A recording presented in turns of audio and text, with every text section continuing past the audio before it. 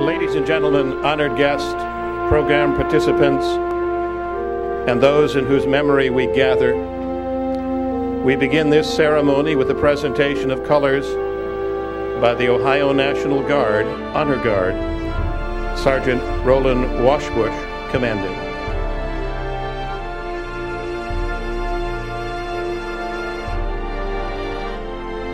Good evening. I am your Master of Ceremonies, Tony Zubak.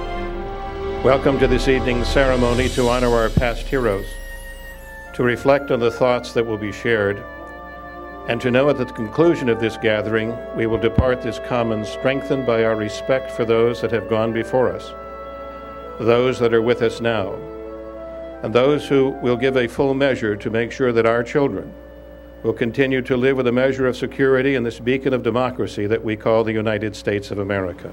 I pledge allegiance to the flag of the United States of America and to the republic for which it stands, one nation, under God, indivisible, with liberty and justice for all. We had fathers lose children, mothers lose husbands. The loss was just inescapably tragic to the worst sense of the word. But this always gives me a chance to reflect on the events of that day. Our first responders, our firefighters, and our policemen that day demonstrated for all the world to see how important they are in our lives. The singing of the national anthem will be led by Strongsville resident Steve DeLauro. Oh, say does that star-spangled banner yet wave o'er the land of the free and the home of the brave. This evening's invocation will be given by Pastor James Hojan. So often, it is easy for us to take our police, fire, emergency personnel for granted. They are always there for us. And there are even some today who find it necessary to criticize and find fault with how they do their job. But when they give their ultimate sacrifice, their lives, as was the case on 9/11, these brave and courageous men and women go to work every day, knowing full well the danger of their job. In spite of this ever-present danger, they do what they do for our safety.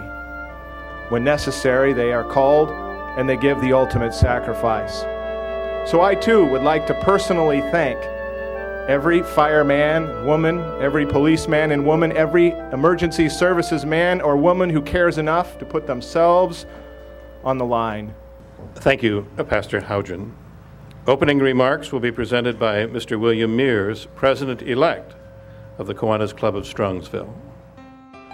I remember, as you do, where I was at 9 a.m. on Monday, September 11th, 2001.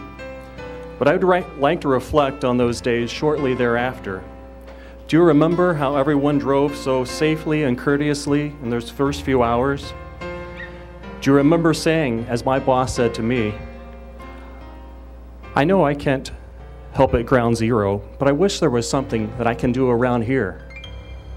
Since that event, we're all more aware of our safety forces and how they put their lives on the line for us every day.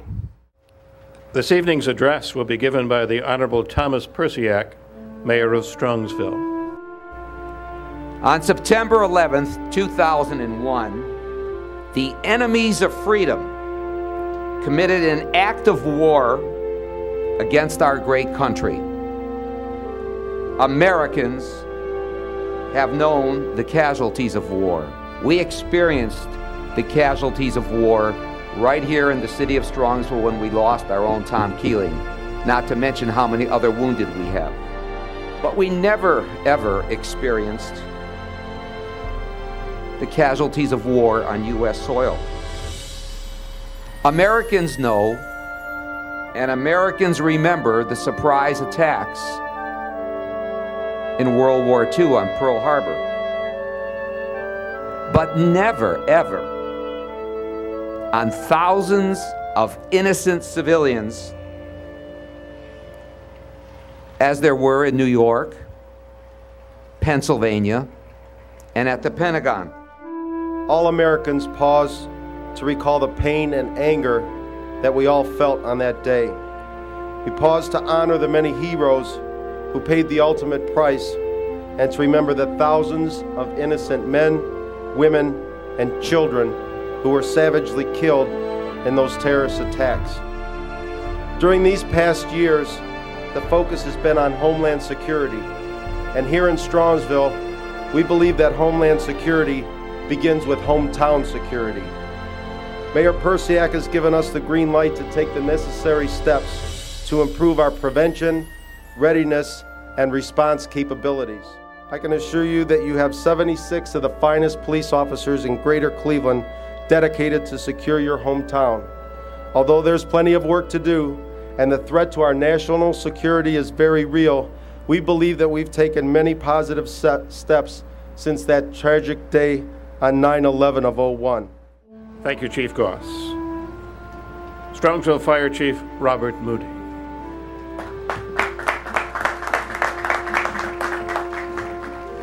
Thank you, Mr. Zubak. Ladies and gentlemen, the tragedies suffered on September 11th, 2001 forced our nation to examine both preparedness and our ability to respond to acts of terrorism and the desires of individuals wishing to destroy our society. While there is sometimes spirited debate on how far we have advanced as a nation to combat these once unimaginable acts, I can assure you today that Strongsville is a safer and better prepared community on all fronts. And certainly our firefighters, in part, remember the 343 firefighters that died in that single incident on September 11th, 2001. And certainly that becomes a driving force for us in all that we do with the Strongsville Fire Department. Speak softly and carry a big stick. Ask not what your country can do for you, but what you can do for your country. These time-honored phrases were spoken by two of our most memorable presidents, Theodore Roosevelt and John Kennedy. History has proven time and time again how easily outbreaks can occur throughout this world. Today's Army must be able to respond at a moment's notice, be led by our most capable strategic leaders, and have the best equipment this country has to offer. God bless America, land that I love. Stand beside her and guide her through the night with the light from above. From the mountains to the prairies, to the oceans white with foam. God bless America, my home, sweet home. God bless America, my home, sweet home. We have joined together to remember a September day that began so peacefully and became a day of tragedy forever to be remembered as 9/11. We have come together to pay honor to those who perished and those who bravely strive to save the injured and honor the dead in the most destructive act of terrorism ever launched against the United States. 2,750 people were killed in New York, 184 at the Pentagon, and 40 in Pennsylvania.